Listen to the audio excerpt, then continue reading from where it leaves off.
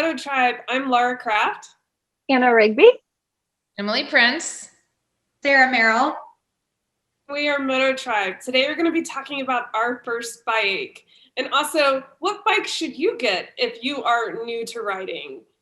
Each of us have our own stories of, what bike we first started out on and, how we got into riding, which we covered a little bit last time. And so, this one is about for those people who are starting out riding, you may get a sense of like what we picked when we first started riding and why we did so. So with that, I am going to start with Sarah today and ask her, what was your first bike? So my first bike was a Suzuki DRZ Supermoto, and I was so excited to get this bike. And so I was brand new to motorcycling. I hadn't even done the MSF course yet. And my husband recommended to me, he was like, I think you might like a Supermoto. And I was like, what's a Supermoto? I knew like nothing about bikes at the time. And so we went to this IMS show and I got to actually sit on a DRZ Supermoto. And I was like, oh my God, I was like, this is the most amazing bike. This is so cool. And, it's like a dirt bike with street tires, basically. And from the minute I saw that bike at the IMS show and sat on it, I was like, oh my God, this is going to be my bike. And so we decided to go to this motorcycle dealership that we knew had a used DRZ. It was like a year old, had almost no miles on it. And our goal was to actually buy this bike, and then I would take the MSF course, and then I would become a motorcyclist. And so the morning came that I was supposed to pick up the DRZ, and before the store was even open, I was like waiting at the door to go into the building. And my husband was like, you need to like play this cool because we're trying to like negotiate this bike. But I was just like, that was not happening. I was so excited. I went straight to the bike, put my hand on it, and was like, no one else is buying this. Like, this is mine. And so we basically lost like all negotiating power on buying the bike. But the cool thing was I remember that day so clearly, just standing there in the dealership with my hand on this bike. I have a question because the DRZ is a tall bike. So when you first saw it, how did you feel about, could you put both feet on the ground?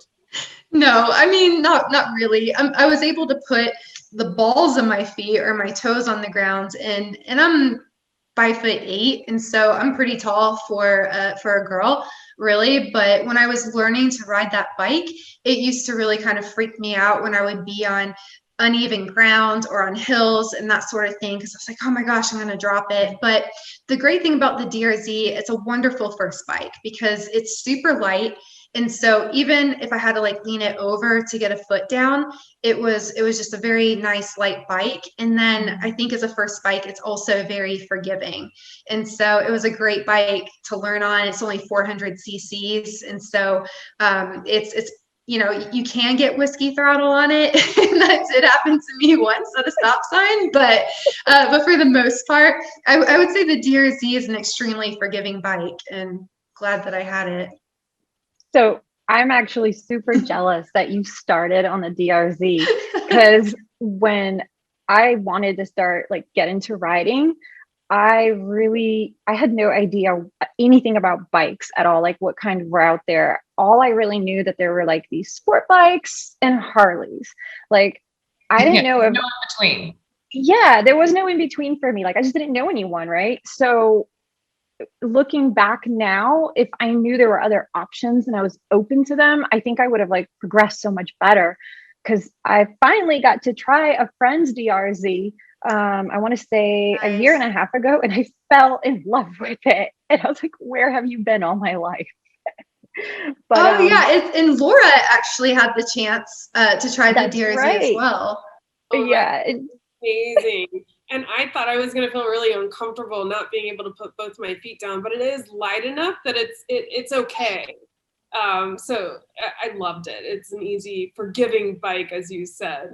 Yeah, now we need to get Emily on it. Yes. Oh yeah, I want to try it. I'm like, you guys know me. I'm so terrified of trying new bikes. Like that's a huge phobia of mine. You guys have to force me. You're like, nope, get on it. The only bike I Well, think I ever was not scared to try was the Daytona, because I was like, okay, well, it's my bike. It's the same as my bike, but when am I ever going to have another chance to ride this thing? So right. that was the only time I've ever just hopped on a bike and been like, yeah, I'm riding it. So Emily, what was your first one? Talk about it. Okay. Well, so, I mentioned last week that I bought a bike without ever having even gotten on a bike. What kind of led me to picking the bike, I'm going to give a shout out to a YouTuber who I had been watching for months, prepping myself to learn how to ride. And that's my friend Doodle on a Motorcycle. I had been watching her channel, and she basically made a video that was like, this is my dream bike.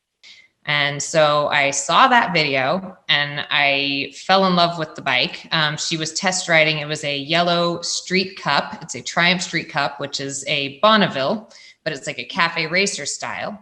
And so to me, that was a motorcycle. Like, I did not like the look of sport bikes. I wasn't into Harleys. Like, none of that spoke to me. I wanted that classic vintage, like badass looking, all metal and black. And so I ended up getting the Triumph Street Cup, and I found one at a great price and had it shipped to me from North Carolina. Like, it was significantly cheaper than it was around here. So I had the bike shipped. It arrived, the bike wouldn't crank.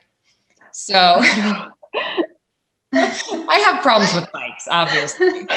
So, I got the bike, took the MSF course, still couldn't ride the bike for like 3 weeks after I had it at my house because it was having electrical issues. Had to take it to a dealership and have it diagnosed. And so, I was freaking out because I was like, I'm going to forget everything I learned. And yeah, so that was my first bike, was my awesome, badass Street Cup cafe racer style. So you wouldn't want to go back to it or get another one like it? That bike. Like, I loved that bike. It was such a good bike to learn on. It was 900 cc's. It had like really good low end torque. Like, it was very peppy. But if it was going to be like my daily ride or what I rode around the mountains and whatever, when I got the Street Triple, I was like, I don't need both. Like, I don't need. And so the Street Triple kind of won on that one. So, do you ever miss it?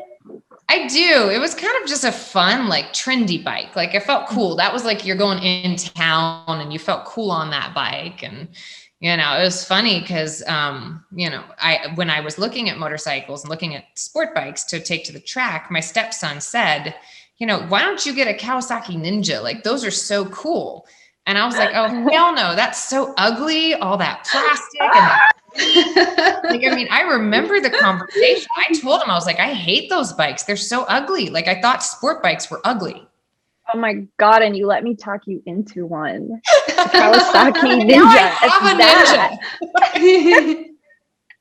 Ninja. That's crazy. I have a green Ninja now. I don't know what happened. I had no idea. That's actually a great story. I know the green had to grow on you too. You were not happy with it. I didn't love it until I got my first pictures from the track. Like, honestly, I would look at the bike and I'd be like, oh, I'm changing the color. I'm changing the color. And then when I saw the pictures from that track day, I was like, ooh, I like the way it looks in photos. Like, it kind of grew on me. Yeah. Now, like, when I think of green, like, I think of you. Actually, like, all of us with our bikes, I think we all kind of have our color scheme going. Oh yeah, I know. Yeah, I love colorful bikes, obviously. Well, it's weird because, like, my street bike, I did not want colorful. I wanted black. I want all black with hints of gold, and that's it. Like, no colors whatsoever. So that's why it's very odd to have a very colorful track bike, because I'm like, I really like the black and gold scheme. And it works well. Yeah, I wanted that orange. I know, like, when I started riding, like, I wanted that CBR 600 double R, that orange gold fleck, and I just wasn't ready to be on a 600. Like, like, I went to the dealership and, well, let me backtrack a little, actually. At the time when I was looking at bikes, my husband was like, well, maybe you can do like a half naked upright, like a Z650 or something. And I went and sat on one at the dealership and I was like, this is awesome. But I'm like, this is too much bike for me. It's too big. It's overwhelming. I was scared. I said before, I'd never like ridden anything before. So it was overwhelming and I didn't want to go down that road just yet. I wasn't ready. So I was like, let me just try a 250, something I can flat foot, something that's light. And of course, at the time, and I still deal with this, but I have nerve issues, as some of my closest friends know. I have issues with my feet and lower extremities. I'm in a lot of pain and I struggle with that. And it goes through cycles. At the time when I was learning to ride, it was really, really bad. So it was extremely important for me to be able to flat foot anything. Like I could not be on the balls of my feet. Like shifting was hard and it was an ordeal, but I was desperate to learn. I wasn't giving up. So I was going to try anything. So a 250 it was. And I actually really liked the Ninja 250 when we went to see it, but the technology was a little older at the time because this was 2012. So I was looking at like a used 2010, 2011. And the Honda actually had better technology. It was much newer and I found a good price on a used one. So I got that. So my first bike was a little tiny black 250R. And I got to tell you, I was not in love with it. She was not a looker at all, but I was so desperate to ride. It didn't matter. I could have put me on a donkey, which is what I call my bike, my Honda now. So, and the funny thing is, my MSF course, which I took literally a week before I went to buy the bike, I actually took it on a CBR 250. So yeah, is that what they put you on? It's the 250? Yes. Okay. I couldn't remember. So there was only 2 of those in the entire group. The other, I don't even remember what the other bikes were. They might have been they were just some sort of an upright, even easier to ride. But like I knew I wanted bikes? something like that. But I wanted a sport bike. So I was like, oh, put me on that. Like that looks like it's my jam. So that bike though was a love-hate relationship. And I think it was because I was just so overwhelmed by everything. And with the whole foot thing, I was always very anxious. It actually took me a solid 2.5 years to feel that machine under me and gel with it and be at one with it. But with that said, it was the perfect start. It was super light. It was very agile. I can't tell you how many times I've dropped that thing. That's embarrassing. I don't same even here. I lost count. I'll do it. Yeah. I mean, yeah. So, but I was able to pick it up by myself, which was really important to me. Like, can I heave it up when I'm all alone out there, So yeah, that was that first bike. It was kind of like a bastard child that came out of necessity. How many years did you have that bike? Oh my gosh, good question. So if I got it in 12, you know what? I think I had it for at least 3.5 seasons, maybe 4. So I started riding track a year after I started riding in general, and I ended up converting that 100% to a track bike. Like I stripped it of all its street goodies, put race bearings on it, and continued to ride track on that. After I then finally actually did buy my, at the time, dream bike, which was that orange Flex 600 RR. I love the paint. That's the prettiest paint color. It's so awesome. I still remember the day I went to pick it up, and that was like, oh, there he is. He's mine. So curious. I'm curious how long, Emily, you had your first bike, and Sarah too. Emily, how long? I had that one for almost a year to the day. Like I had it, I think a year and like a few weeks. And then I was like, okay, now I want a track bike. And so ended up getting the street triple, which I quickly realized I did not want to track because I did not want to crash it. That is an incredible bike. Emily actually let me ride that thing on our proving grounds in Blood Mountain. It's my dream bike. Like I love it. I recently crashed it. The question was, do you want to total it out and get a new bike? And I'm like, No, I want my bike. Like, I can't think of another bike I'd rather have. I love that bike. I love your bike too. I got to ride one in Arizona, and I was like, oh my God, this is so comfortable. Yeah, it's I love. comfortable, but it's aggressive. It's, you know, I'm Mhm. like, it's the best all around bike for me. I love the way that it rides. I love the way it feels. Like, I can't picture myself having anything else as my street bike. Dude, the suspension on it is Mm. phenomenal. I mean, Yep. it blew me away. I was not ready Yeah, I for should how amazing specify it. it is the Street Triple 765 RS, which is important purely because it comes with the upgraded suspension. So there's a reason that I went for the highest level, because I wanted all of the goodies. Glad you did. A video on all the bikes that we've ever had and all the pluses and minuses of them. But Oh yeah, what does it we could all go on forever about our bikes. Yeah. Mhm. Yeah. You have, well, I guess you still have the DRZ. I do still have the DRZ. I bought it in 2009, and it was only a year old at the time. The guy had put like almost no mileage on it, and now, oh my gosh, has it really been 12 years? Oh my gosh, how many miles does it have now? Oh Lord, God knows. It's like, Does the dash even work? no, the dash doesn't work. But it's still, it's still rideable.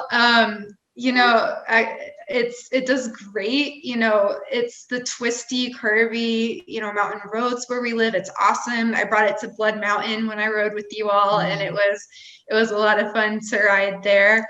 But yeah, Judd and I have basically decided, like, the DRZ is gonna die with us. It's not I going approve anywhere. of that. It's too fun to get rid of. You can't get rid of the DRZ. No. You just can't. So my first bike was I was about to say, Laura, your turn. Uh-huh. the BMW F800 ST. So actually my dream bike when I was looking at bikes is I love the look of Ducatis. But I went online and did a bunch of research on reviews and heard that Ducatis at the time, they had a lot of mechanical issues, and the reliability of them may not be the best. And so I wanted something that didn't look so aggressive, especially because I come from a family that didn't ride motorcycles, and so I was going to have to break the news to my parents I was getting a motorcycle. So I didn't want to come home with a really sport bike. I wanted something that I could say, hey, Mom and Dad, like, I'm getting this bike and it's practical, and it has a tire sensor on it, and it's a BMW. I mean, it's going to be real safe. So all the electronics. it has a computer. Yeah, it's fine. So that's what my first bike was, and I rode that thing for 5 years and did upgrades on the suspension. I because I'm not familiar with bikes, I didn't know what to expect from or know that my bike needed to do. So I remember riding the mountains one time, and I think it must have been with you, Anna, or with someone, and they're like, your bike is like a pogo stick. Like, yeah, that was comes back, and I mean, it was a real soft suspension. And I'm like, I think I need to upgrade this. So I remember I put Owen suspension on it in the back, and then springs in the front, and made it more aggressive. And it was a great bike. It's a sport touring bike, so the handlebars are a little bit higher. It's a comfortable position, slightly forward. But it felt like a donkey by the time I got rid of it. I had it when I bought my S1000 RR, and I was like, oh, I'll just keep both bikes. And once you get a true bike that is properly set up, and you compare it to just a bike off the shelf that you've ridden out, it's night and day. So my F800 had to go, and I think I had it for about 5 years. I can only imagine, like, hopping on the S1000 after that. You're like, like, it had to feel amazing. It was terrifying because all of a sudden now I was used to having a more upright position. Maybe you went through this too, because now all of a sudden it's more forward. Right. I'm more like in the bike instead of kind of on the bike. Right. Oh yeah. Oh, I went through that with the Ninja for sure. Like Mhm. going from, never having sat on a sport bike to riding on track on a sport bike. I was like, oh my God, I'm so far forward. I'm not like, I felt like I was just going to fall off. I was like, it's not, I don't know. It felt so uncomfortable and weird. Oh, And now I Very love it. true. hard. Yeah, Yeah. like the sport bike transition. I Mhm. think actually, now that I think about it, all of us have transitioned from riding a more upright bike, Mhm. because even the 250 is Mhm. more upright than Yeah, it's got the the bar 600. risers. And that's the Yeah. thing. And I'm glad you mentioned that because I completely actually forgot about it, but it's true. You would think the CBR 250 wouldn't be that different from its big brother, but it was drastically different. I remember actually the first time in the mountains following my husband around, and his street bike is a CBR Honda Blackbird. So that's a really big, it's sporty looking, but it's a sport touring bike. So you're very upright on it as well. So I was kind of watching his body positioning and movements and following him. And I had no idea how to ride a sport bike. So I wasn't steering correctly. I actually ran wide almost into oncoming traffic once trying to follow him through a corner. I just couldn't make the corner, and I didn't realize it's just a completely different riding style. I really, and of course back then I didn't know, you're supposed to use your entire body, and well, that's a whole nother conversation. But Right.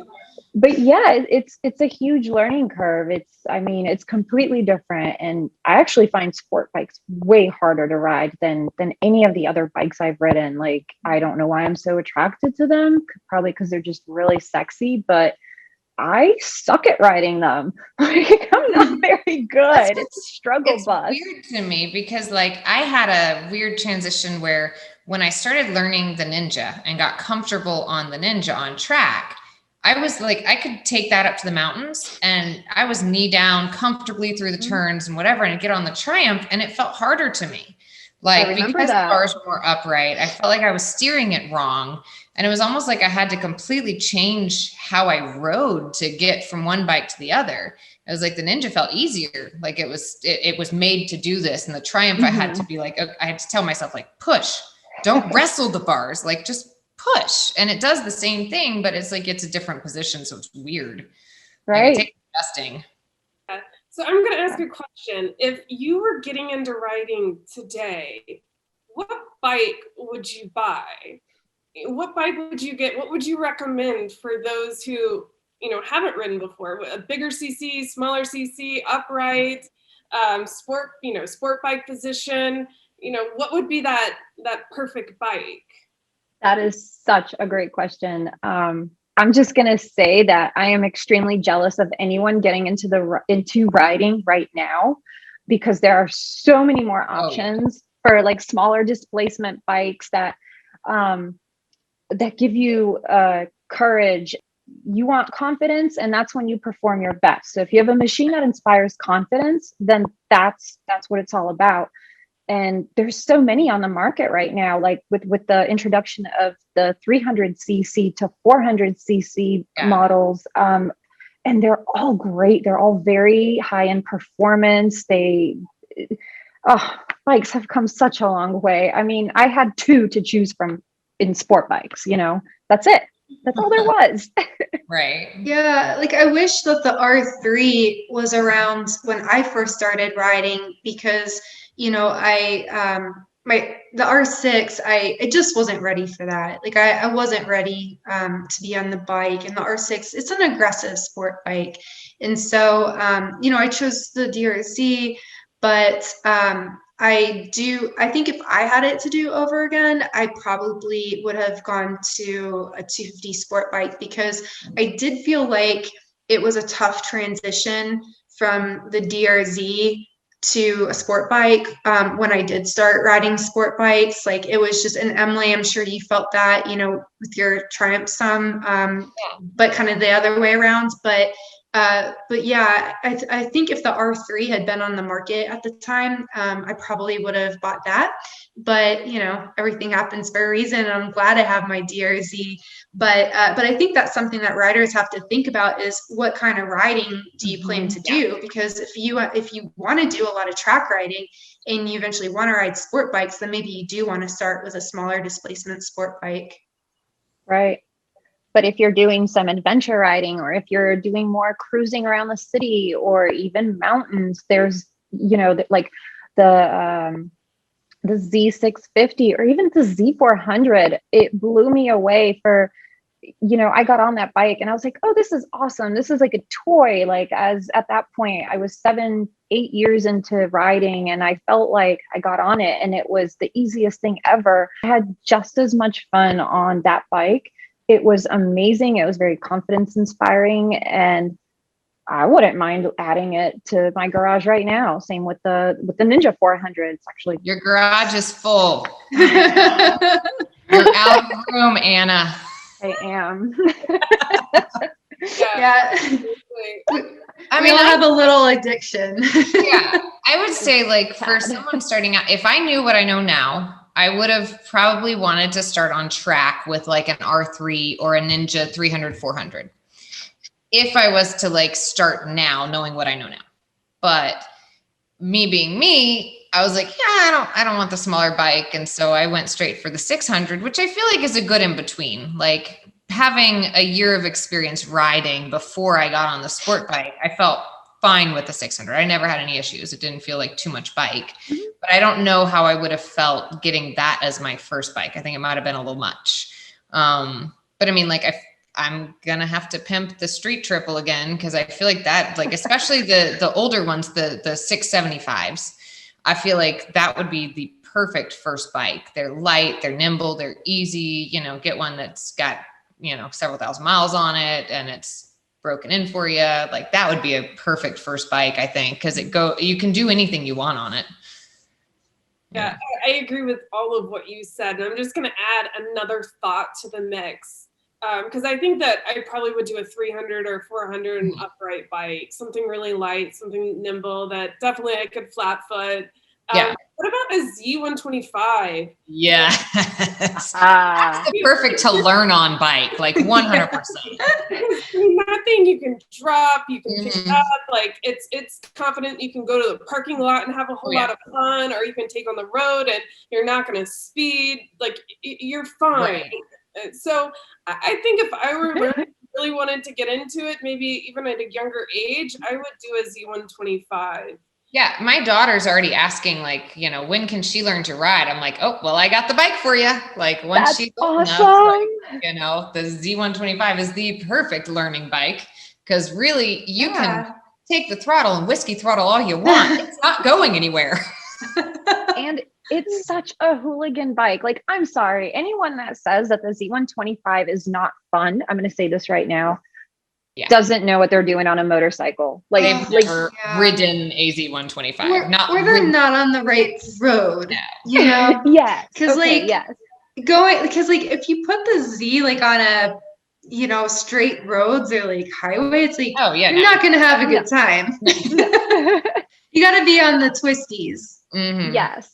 Or parking lots, like, or mini kart tracks. Oh my goodness. I cannot tell you how much fun the Heron compound is when you get a mob of mini bikes on there. We'll have to have a whole nother video for that one. Yeah, exactly. I think we're going to have a whole nother discussion on that one. Oh, yes. So this has been fantastic to dive into what was your first bike and what would be your first bike if you were getting into riding these days. And so, you know, with that, I think we should wrap it up. So thanks everyone for joining us today, and we look forward to seeing you on a next one.